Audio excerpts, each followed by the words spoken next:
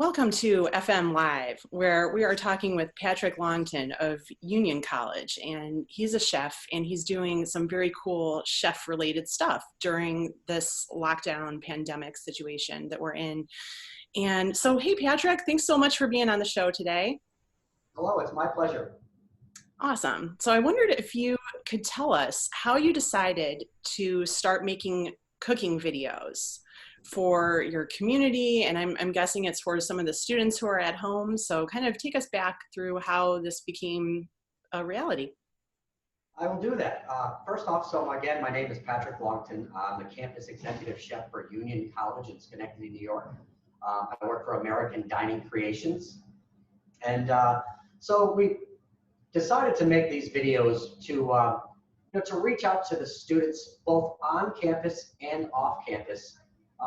To reconnect with them. We miss them, we miss our interaction with them.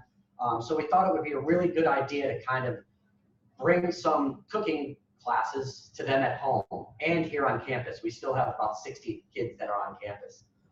So I do a educational series on campus when we're in full swing, and we thought that the students were missing it. And so we decided to, my director and myself, Jim Marr, we collaborated on the idea, and we wanted to kind of bring the favorites, the student favorites, to the students at home. There's certain signature dishes that we do here that the kids absolutely love. So we reached out to some students, and we got some feedback to see if they were susceptible to the idea and what they'd like to see. And we got very positive feedback. So the students, they decide, they kind of throw out their ideas, and we make their favorites, and we try to set it up so that they can cook along with us at home and produce the same meal. Fun. And the first one that you did was chicken Parmesan, which is just such a good comfort food. And it's funny, right before all this happened, I had written a food feature about like classic Italian dishes, and a lot of the things that people who I talk to mention like the comfort factor. So that, I think that's just an awesome first dish to start with. And I loved how you did the step-by-step with the chicken parm. I learned something with using the tenderizer for pounding it out, where you're starting with the kind of the grittier edge of it and then finishing up with the smooth. So those were some really flat chicken breasts that you had there. That was just nice to see that. Very cool. Because that's what makes it get that crispy flavor. But anyhow, you had mentioned the idea of Sunday gravy, and especially, in the eastern part of the country. And I just wondered how that factored in. You had mentioned that you worked in this Italian restaurant in New York State. And I just wanted to hear your personal experience with Sunday gravy and what it means to you. And I guess for whoever is watching who's not heard of Sunday gravy, you could maybe give a little explanation of what it is. Well, my first exposure to it was obviously at home. So before working in the Italian restaurants, my mom, who's Irish, by the way, okay. She not every Sunday, but oftentimes would make a pot of sauce, simmering all day, low and slow, with meatballs and sausage. The whole house smelled amazing. And then, and then we would cook pasta and have salad and garlic bread, and that sauce just cooked all day long. Just, the flavor profile of it was just amazing. And it was about, on Sundays, it was a family day.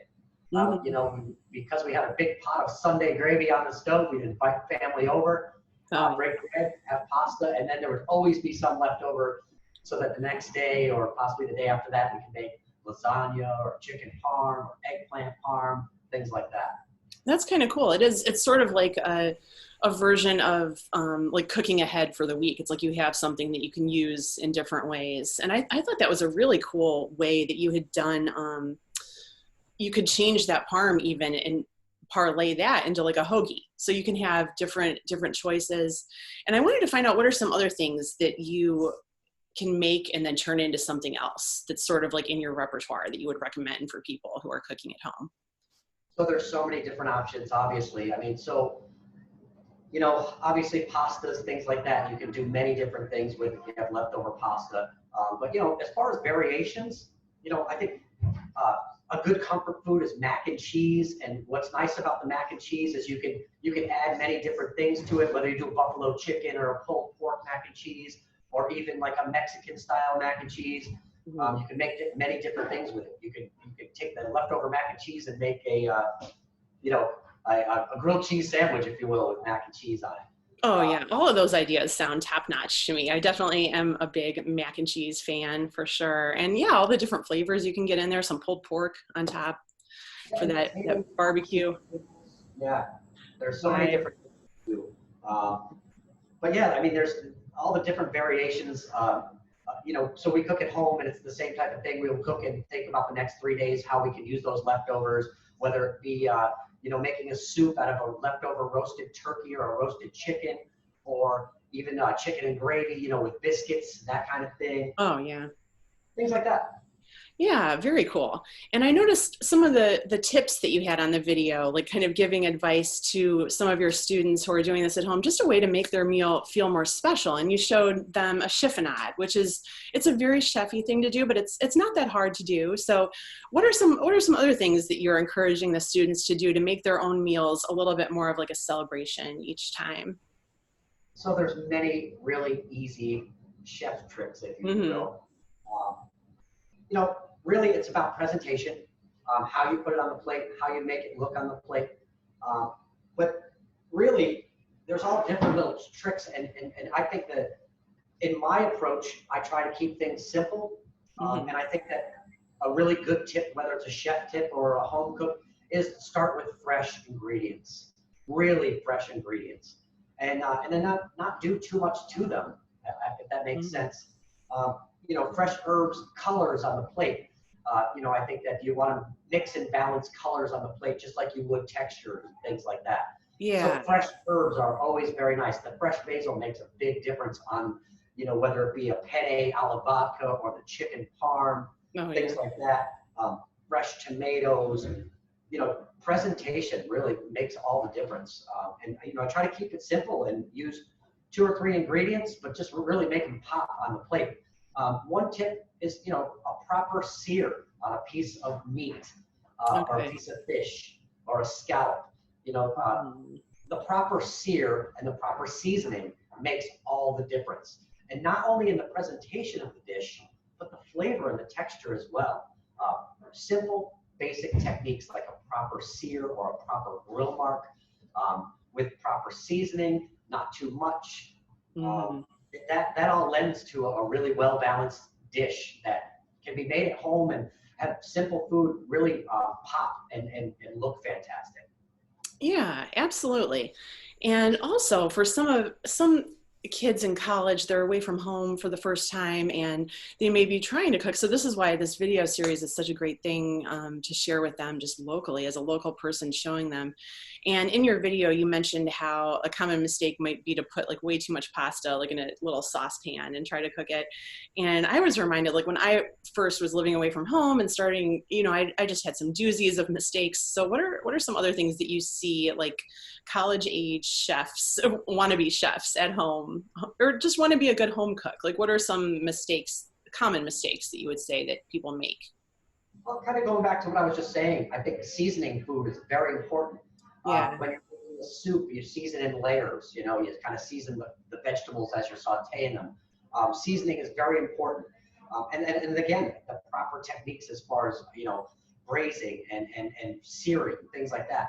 A common mistake would be if they have a piece of meat like a pork shoulder or a less expensive piece of beef like a chuck roast, and cooking it low and slow for a long time, 2 to 3 hours.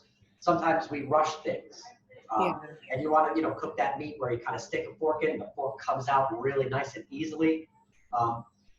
Also, basic things like rice. When you're making a rice pilaf, if you stir it too much, it tends to stick all together. You release the starch.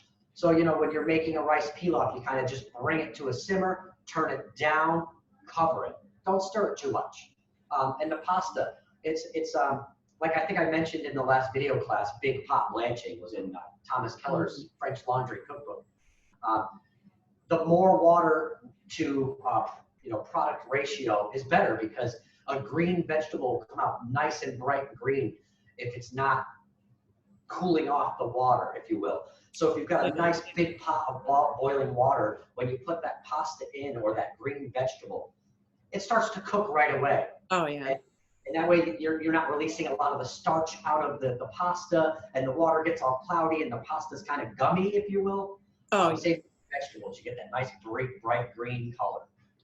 So I think some of those are the mistakes, you know. I think that seasoning, proper techniques, tasting. I always you know, encourage taste your food as you go. Put a little bit of salt in, taste it. Right. Don't put a lot of salt in and then taste it, because then you can't take the salt out. You can always add more. Right. So I'm an advocate of tasting your food, smelling your food. If you've got family or friends around, hey, come over here, taste this, see how it tastes. Get other people's opinions. And I think those are a really good guide to a successful dish. Right, right. And then that kind of reminds me, like people were saying, how is this going to change in professional kitchens because I think normally what I've seen, people use plastic spoons to taste, you know, and then you recycle the plastic spoon. So, and we don't really know what's going to happen in the fall with some colleges have said, yes, we're coming back for sure. But depending just in general, like when everything sort of gets back to our new normal, what do you think, how are things going to look in the back of the house and the front of the house? What do you think are some changes that this pandemic is going to bring on? Well, I think that you'll see less crowd gatherings, obviously. And when it comes to the food, you know, we have different units here. We have all you care to eat, which is kind of like a buffet with stations. Right. And you'll see that self-service, I think, go away, and it'll be more service-oriented, where you'll see grab-and-go programs and to-go programs and things like that. You'll see people get really creative with those items. And I think, you know, the restaurant industry, the food service industry, we're very resilient. So I think there'll be a lot of creativity in these ideas of how we can overcome the obstacles that we're facing in this time. You know, nothing's off the table, and I think probably some of the most creative people on the planet are in the food industry. So yeah, you know, agreed. like I said, grab and go options, you know, whether it's home delivery, there's going to be so many different items that I think are going to change. And obviously we're not going to be able to have great big events with, you know, 250, 300 people all crowded in a room for a while. Yeah, not for a while. Yeah. We'll have to be very creative. Yeah, and this is definitely something that food management is looking at, just the college and university market. We're really, you know, following this and seeing how it's all going to change. So I wanted to find out, what's your next cooking video that you're going to be doing? So I'm actually going to be doing one tomorrow, and we're doing a concept that was developed by our corporate chef at American Dining Creations, Dave Young, and a former chef that I had here at Union College. And so we've made our own pickles, and we kind of came up with this cool name for them. We call them Ninja Pickles. So we made up the pickles, and in this business, in the food, you always want to use every ingredient. So, you know, so we made these great pickles, and then we were like, wow, we should try to figure out something to do with the brine afterwards. So we brine the chicken. So we take the, you know, the pickle juice, if you will, the leftover pickle juice, and we add buttermilk, because that is a classic tenderizer and a classic fried chicken accompaniment. So it's a mixture of pickle juice and buttermilk, and we actually marinate the chicken overnight in the pickle juice buttermilk. And we do, you know, a ninja chicken sandwich, if you will. What's nice about it is, going back to the many variations, the recipe lends to a really, really great chicken sandwich. Nashville hot sauce is very popular right now, homemade pickles, slaws. But you can also apply the same recipe to, you know, boneless chicken breasts, boneless chicken thighs, or you can apply it to the 8-cut chicken, which is, you know, your leg, your thigh, your breast, your wing. And you can just do a fried chicken meal with it. Where it really comes out nice is the brine just gives it a great flavor. And it kind of protects the juices, and it makes it more juicy, and it's just a great dish all the way around. We're excited to do it. Very cool. Yeah, I think I have written about those ninja pickles like a year or two ago, actually, when it was something new that you guys came up with, and I thought that was amazing. And this is even better. I've heard of using that leftover pickle juice, and it's just kind of in the same vein of like using all that we have, not, you know, trying not to waste anything. And I even have some buttermilk, some homemade buttermilk, because my daughter has been getting into making butter. We have a little churn and she's gotten really good at it. And I used to really want to just get Kerrygold butter, but now I want my daughter's house brand butter. So we do have some of the buttermilk, and it does tenderize the chicken. So that's a great idea. I think people are going to love to see that video. Absolutely. And what kind of feedback have you gotten from the first one? Have you had anybody try it and show you how it worked? Absolutely. So we've done two. We've done the chicken parmesan, and then we did street tacos. Oh, And okay. I didn't realize there was another one. I'll have to check out the street taco one. yeah, I think that we've gotten great feedback, many compliments of students, faculty, and staff alike. They're enjoying it, and I think that we're building something. They're coming back every week. We're toying around with ideas where we could possibly do more than just myself. Well, we've got a couple of students that are interested in maybe cooking along with me at home. Oh yeah, that'd be fun. That's a cool concept. And yeah, I mean, the feedback so far is great. It kind of just lends to the whole concept that we have. So our company, American Dining Creations, we brought to Union College Hospitality the what we call the fresh difference. Mm-hmm. So other than doing what above and beyond what I guess other food service companies do, we have the hand cut fries so there's never frozen fries. We use hand cut fries that I'll be serving with the Ninja Chicken tomorrow, and other concepts like that. We have hand pressed burgers, so there's never frozen burgers. It's a seasoned. We season salt and pepper. We smash down a burger. It's never frozen. It's always fresh. We make our own pickles on campus. We make our own house chips. There's so many different things that we bring that is I guess what you call the fresh difference to the table. And you can tell with the students and the faculty that they see the fresh difference and that they appreciate it. And we try to use that in these classes and in the concepts. We try to make sure that we're following those guidelines of just fresh all the way.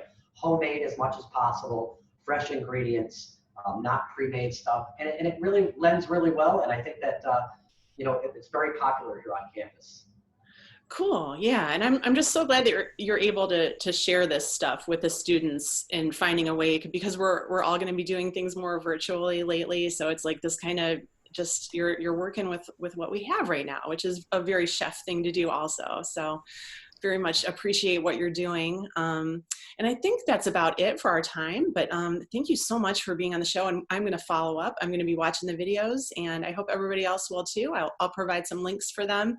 So thanks again, Patrick. Really appreciate it. Thank you. It was my pleasure.